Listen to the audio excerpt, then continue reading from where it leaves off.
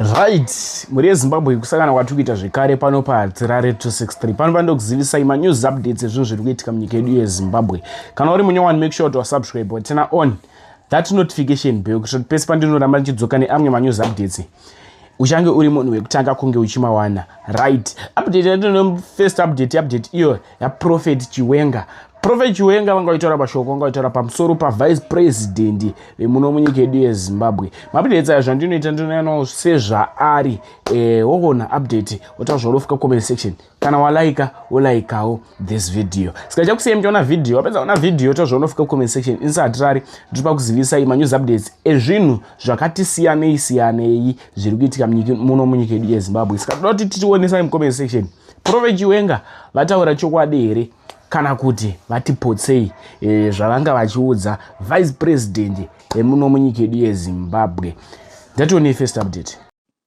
We know how cruel you are. We know the graves of the people they killed. So when you have political challenges, don't pretend to be a child of God. Being a child of God does not begin with preaching. It begins with a confession and an apology over the people that you murdered. Yes, before Vice President Chiwenga preaches any sermon, he has to apologize for the people who died on 1 August 2018. He was the Vice President and the blood of those people are in his hands. You can't preach to us when you haven't apologized for the death of the people that died under your watch. When people died in 2008, some of them were damned in different dams. He was the commander of the defense forces. The people who killed our citizens were soldiers under his command. Every Zimbabwean who died from the time he was the Zimbabwe National Army commander to the time he was the CDF, the blood of those people are in his hands. He can't preach to us. His hands are too dirty. And this is God speaking. I don't care if I die tomorrow. He has tried to kill me before. And so I'm prepared for my death. Ndo paridzirani. Where is Itai Dzamara? Where is Mboneni Nguve? Where is Tinashe Chitsunge? Where is More Blessing Ali? Where is Tinashe Chiminya and Talent Mabika? Where is Rashiwe Guja? Where is Tondera Indira? Where is Susan Changira? You think that was an ordinary accident? We know what happened. Some of us are not idiots. If you are a CDF and soldiers go about killing people, it means you have ordered the massacre of the people. He is not a saint in Zimbabwean politics. He is a player. He gave the final order as the CDF. No soldier goes out to harm people without his command. So tell me, when did he become a child of God? Vice President Chiwenga. He is a child of God from which date? From which date? Vice President Chiwenga, mwana wa Mwari kutangarini. I was in Zaka Jerera. I lived at Ferry Training Center. I was a coordinator of the Bakosi program in 2008 and 2009. I was operating in all of Zaka, from Zaka 10 off up to Chiredzi 10 off there. I know the Ndanga area, I know the Chief Nyagunua area,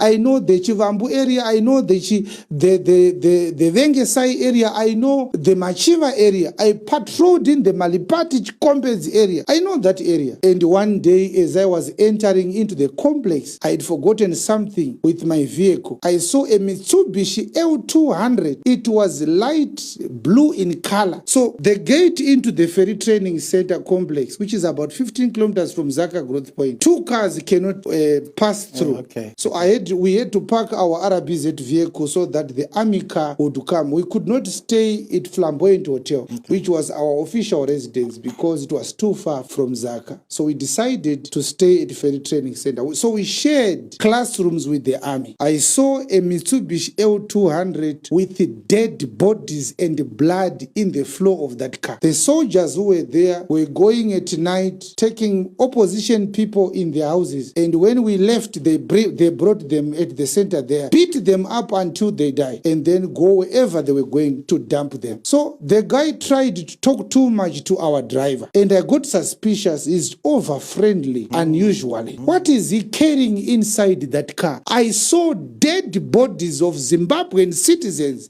murdered by members of the Zimbabwe National Army during the 2008 election. I saw them. Some of the people were petrol bombed in an MDC office at Jerera Growth Point. I was there. So you can't start preaching to us and expect us to believe that because you are feeling victimized by your party, you are suddenly a saint. No. No, God is not our friends, brethren. He is the God of heaven. If we are not able to look each other into the eye and say the truth, then we are of all people the most miserable. Yes. I refuse to be silenced by aluminium and copper and rubber, paying important and influential people in the society to buy their silence by giving them crumbs of bread falling from the table of the ZANU-PF cronies. I'm not a sellout. You can't buy my soul. I accepted that this is the nature of my assignment and I can die anytime. I have no regrets. So those who are seeing a saint in Vice President Chiwenga are naive, and they are repeating the 2017 mistake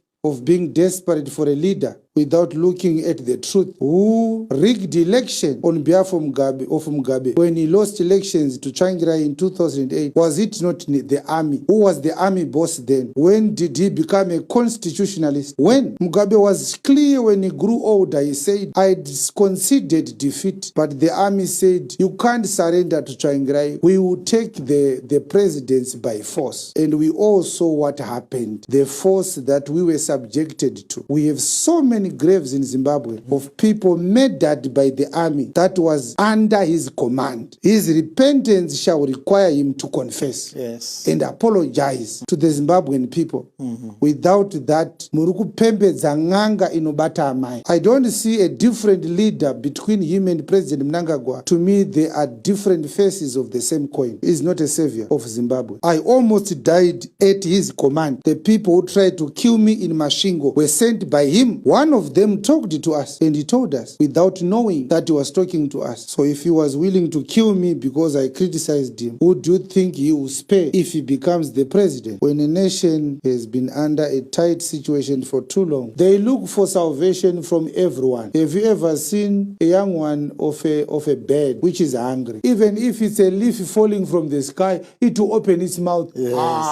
Sometimes a calf of a cow, it will try to suck milk from the tail of its mother. It is desperate. Zimbabweans who are seeing Vice President Chiwenga as a better leader than President Mnangagwa, they are simply desperate people and they are naive. But I'm a servant of God. I don't support anyone. I simply speak from the position of sound doctrine. Amen. I know what God calls a good leader. Yes. He doesn't have to be my brother to be a good leader. No, he doesn't. It's possible for him to have changed, but his changes, if they are not altruistic, they are not good enough for the Zimbabwean people. He has to acknowledge the role that he has played in the demise of our nation, the role that he has played in the cursedness of our nation, and the role that he has played in the plundering of our national resources. We all know that army commanders are rich today because they stole money from diamonds. My question to you is, where was he when that was happening? If he was a saint, or maybe is a newly invented saint. It's possible. With God, nothing is impossible.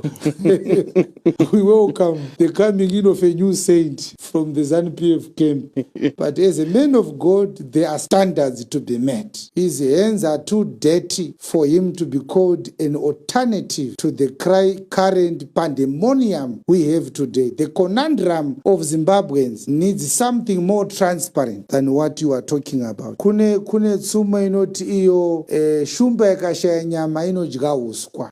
Achisi chokwadi icho. Inongori a proverb inoreva kuti vanhu vanogona kuita desperate. We have so many capable people in Zimbabwe to run this country much better than everybody in ZANU-PF and in Triple C. They have no monopoly of qualities of a leader. There are so many Zimbabweans who are much better that can become our president. Why do we need to recycle something that we know hasn't been good enough for the past 46 years? Why recycle them? We don't need to recycle deadwood into leadership. We have so many capable and energetic people to become leaders of our country. There are people who are in Zimbabwe, there are people who are in the diaspora who ran away for fear of victimization, just like myself. But if they go back home, they can contribute in the rebuilding of a country. So kuti mukaita nzara makuti baba pa next door dedi zvikwete. Know your father. If he's not around, wait, he will come back. That your father hasn't come back for the past 7 days doesn't make the next door man your father. No, we need to control our desperation as people. Last update iyo yemusoja uyu anga achipa speech panhamo. Maspeech aya ndinowanzomafarira. Why ndichiuya nawo panapa? Toda kuti tionesane kuti kune vanhu vanonzwa Mwari, kune vanhu vanonamata Mwari wemazvokwadi. Dakusei muchiona video, pedza kuona video tozorofika kucomment section isati rarira fuka kusiyai tosakana zvekare munguva inotevera manje so much love. Ndokubva ati regedzai ndiende nedambudziko rangu.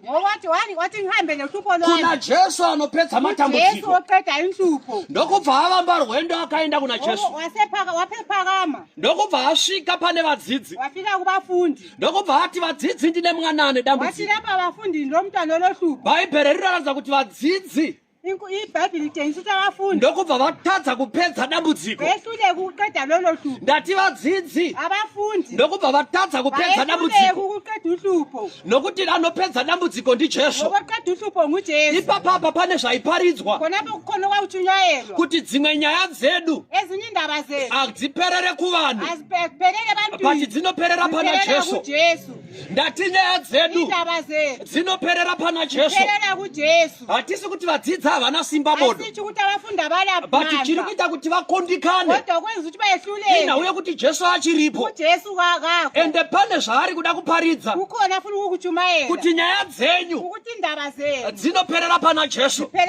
Nokuti dzikaperera pavadzidzi muchasara muchinamata vadzidzi kana ndaenda, muchasara muchikudza vadzidzi ndaenda. Nanhasi zviri kutoitika. Kune vafundisi vanokudzwa kudarika Mwari wacho. Ndati kune vanozviti vanhu vaMwari vanokudzwa kudarika Mwari wacho. Saka ndo vhangeri yaiparidzwa naJesu kuti musazoramba muchienda kuvanhu, endai pana Jesu. Saka indiwo masikatana ndiri kutoparidza kune vafundisi vanondinzwa kuti basa redu harisi rokukudzwa isusu, but nderekuti Mwari akudzwe. Ndati nderekuti Jehovha akudzwe. Isusu basa redu nderekutora vanhu kunyika toendesa kuna Jesu. Dambudziko rataita mugeneration yedu nderekuti tine vafundisi vanoti vanhu vangu, vanoti vatendi vangu. Nyamba vatendi havazi venyu, vatendi ndevaJesu. Saka tinofana kunongedzera vanhu pana Jesu. Saka ukaona kuchechi kwenyu mufundisi achiti vanhu vangu, chizvizivai kuti muri parong. Vanhu ndevakristu, tinongedzerei pana Jesu. Rugare kune vanotendi. Vadzidzi ndokubva vatadza dambudziko. Jesu ndokubva adzika. Zvinonzi achidzika murume ndokubva aona kuti uyo Jesu wandanga ndichitsvaka. Ndokubva amhanya kuna Jesu, ndokubva azviwisira pasi, ndokubva ati Jesu, ndinzwiraiwo mwana wangu ngoni, ponesaiwo mwana wangu, nokuti ane dambudziko, nokuti dzimwe nguva zvikamubata zvinomuwisira mumoto, zvikamubata zvinomuwisira mumvura. Ndo dambudziko rine mwana uyu. Zvikamubata mwana uyu zvinomuwisira mumoto, zvikamubata mwana uyu zvinomuwisira mumvura. Zvoreva kuti baba ava vane dambudziko, nokuti vanofana kugara vakatarisa mwana, nokuti vakasamutarisa anowira mumoto, vakasamutarisa anowira mumvura. Kana awira mumvura torasikirwa nemwana, kana awira mumoto torasikirwa nemwana. Saka baba chavari kurwira, vari kurwira upenyu hwemwana kuti usati waparara mwana, nokuti pamwe pacho ndichazovarairwa, pamwe pacho ndichazokurawo ukazoshayiwa anokutarisa. Saka ndinofana kusiya mwanangu wakugona kuzvimiririra, wakuti ukaona moto auwiri mumoto, ukaona mvura auwiri mumvura, nekuti dambudziko iri richakuparadza. Saka muri kuti chiiko mufundisi? Ndaa isu hatina dambudziko rokuwira mumoto, isu hatina dambudziko rokuwira mumoto. Regedzai ndikuudzei kuti munaro. ndati munaro dambudziko pakati pedu ndati pane vanaro dambudziko iwe pamwe pacho unoti handina bati pane ane dambudziko rokuti zvikamubata zvinomuisira mumoto zvikamubata zvinomuisira mumvura mumwe moto wacho wandiri kutaura hausi uyu uri kubaka imwe mvura yandiri kutaura haisi yamunoziva iri mumadhamu vamwe baba zvikavabata zvinovawisira mumasmall house mutori mumvura imomo ndati mutori mumvura imomo vamwe mai zvikavabata vanotora murume wemunhu vanenge vatowira mumvura kana mumoto ndati vanenge vatowira mumoto ndati mumwe zvikamubata anomwa njengu zvinenge zvamubata zvinomuisira mumoto ndo moto wandiri kutaura nezvawo iwoyo ndati ndo moto wandiri kutaura nezvawo amai zvikakubatai zvinokuisirai mukunyeya munonyeya ini kana zvakubatai zvinokuisirai mumoto kana zvikakubatai zvinokuisirai mukuroya munoroya vanhu kaini kana zvakubatai vana baba kana zvakubatai munoziya kana mhuri yese mukainda nekumasmall house zvinenge zvakubatai zvino kana zvikamubata